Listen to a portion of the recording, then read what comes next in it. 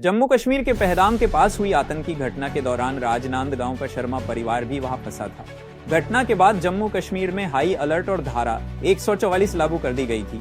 3 दिन तक होटल में रहने के बाद आज शर्मा परिवार सुरक्षित राजनांदगांव लौट आया। मीडिया से बात करते हुए उन्होंने बताया कि किस तरह डर और तनाव के माहौल में उन्हें अपना समय बिताना पड़ा। यूनाइटेड न्यूज ऑफ एशिया के लिए राजनांदगांव से नेमिश अग्रवाल की रिपोर्ट। लोग जैसे ही पहलगांव एंट्री करने वाले थे, हमारे पूरा पारिवारिक 30 जने का टीम जो है एक साथ यहाँ से हम लोग 16 तारीख को निकले थे। पहले हम लोग वैष्णो देवी का दर्शन किए। वैष्णो देवी के दर्शन के बाद सीधा श्रीनगर निकल गए। श्रीनगर से फिर हम लोग सोनमर्ग और गुलमर्ग ये एंजॉय करने के बाद अच्छा वहाँ पर का माहौल बहुत बढ़िया था। और ज्यादा से ज्यादा टूरिस्ट जो है कश्मीर की ओर जाकर इस गर्मी के सीजन में ठंडे प्रदेश में जाकर बहुत अच्छा एंजॉय कर रहे थे। लेकिन जैसे ही गुलमर्ग से हम लोग पहलगाम के लिए निकले, वैसे ही हमको सूचना मिला कि वहाँ टेररिस्ट अटैक हो चुका है। तो जैसे सूचना मिली तो वहाँ तो सबसे पहले तो टूरिस्ट लोग को बैन लगा दिया गया।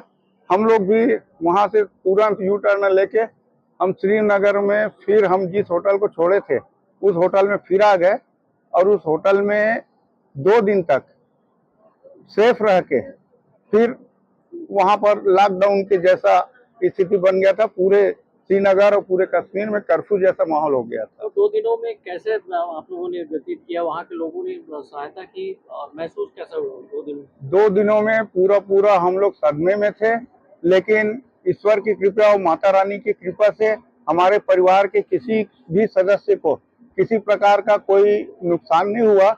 सदमा तो था क्योंकि इतनी बड़ी घटना जब हुई, शुरू में तो हम लोग साधारण समझ रहे थे, लेकिन एक एक करके जब पता चला कि 26 लोगों को टेररिस्ट लोगों ने स्पॉट पे शूट कर दिया, तो उस घटना से पूरे हमारा परिवार सदमे में रहा।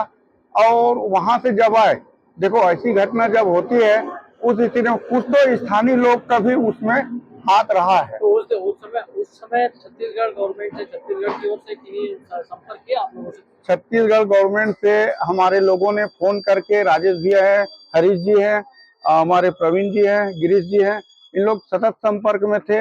यहाँ कलेक्टर महोदय से संपर्क किया गया राजनांदगांव का, रायपुर के सीएम साहब के पीए से भी बात हुई, डॉक्टर रमन सिंह जी से भी बात हुई और यहाँ के कलेक्टर महोदय ने आश्वस्त किया कि आप लोग जहाँ भी हो वहीं सुरक्षित रहो। किसी भी प्रकार की समस्या होगी तो हम वहाँ के प्रशासन को इस बात का निर्देश देते हैं कि हमारे राजनांदगांव रायपुर के जितने लोग गए हैं उनके सकुशल और सुरक्षा व्यवस्था बनाए रखने के लिए उन्होंने बहुत प्रयास किया। आपका नाम? प्रकाश शर्मा, राजनांदगांव, गेना टोला। जगह पर घटना हुई उस समय आप आसपास मौजूद थे, कैसे महसूस हुआ? उसके बाद आपने 2 दिन वहाँ गुजारा भी है, कैसे महसूस किया? आप कैसे लग रहा है वापस राजनांदगांव आके? अब तो बहुत अच्छा लग रहा है, अपने घर आ गए हैं। रायपुर एंट्री किए वैसे ही अच्छा लगना शुरू हो गया। वैसे कश्मीर में थे ना, तो जब तक हम लोग न्यूज नहीं देखे थे अच्छे थे, और न्यूज देखते ही हम लोग में भी दहशत हो गई। और फिर बाद में प्रशासन और छत्तीसगढ़ प्रशासन से भी हम लोग को मदद मिली, तो अच्छा लगा। वैसे प्रशासन को धन्यवाद है उन लोग को। हम लोग मतलब वो जम्मू वाला जो रोड था ना वो बंद हो गया था, तो वो हम लोग के सामने सामने चलेंगे और आप पीछे आओ करके हमको निर्देश दिए थे। हम लोग हम लोग सुबह 4 बजे निकलने वाले थे, तो उन लोग बोले 4 नहीं 6 बजे निकलो, हमारे कमांडोज आपके सामने चलेंगे। तो इसलिए धन्यवाद उन लोग के बोलने से हम लोग को थोड़ा सा हिम्मत मिली। आपका नाम? मेरा नाम रेखा प्रवीण शर्मा है। लोग थे, हम लोग पूरे परिवार के परिजन थे और प्लान बनाए थे बहुत दिनों के बाद, कई सालों के बाद में कि चलो भाई धरती का स्वर्ग कहा जाता है कश्मीर को, तो स्वर्ग का आनंद ले लिया जाए। लेकिन हमको ये बिल्कुल भी अंदाजा नहीं था कि वहाँ जाने के बाद में ऐसी विषम परिस्थिति का सामना करना पड़ जाएगा और जान बचा के आना पड़ जाएगा।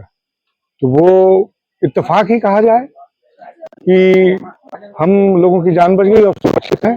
और वहाँ के कश्मीर में श्रीनगर में स्थानीय प्रशासन से लेकर के छत्तीसगढ़ सरकार का हमको बीच बीच में जो है तो अपडेट लेते रहे हैं और सुरक्षित हो कि नहीं, कहीं कोई तकलीफ तो नहीं है, कहीं बाहर कोई वो तो नहीं है, सब सारी चीज अपडेट लेते रहे हैं।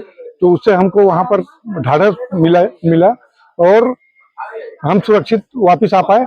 और तो और वहां पर छत्तीसगढ़ प्रशासन के प्रयासों से ही हमको वहां के स्थानीय जो पुलिस प्रशासन से उनका सहयोग मिला और हम सुबह 4 बजे श्रीनगर से निकलने वाले थे जम्मू के लिए।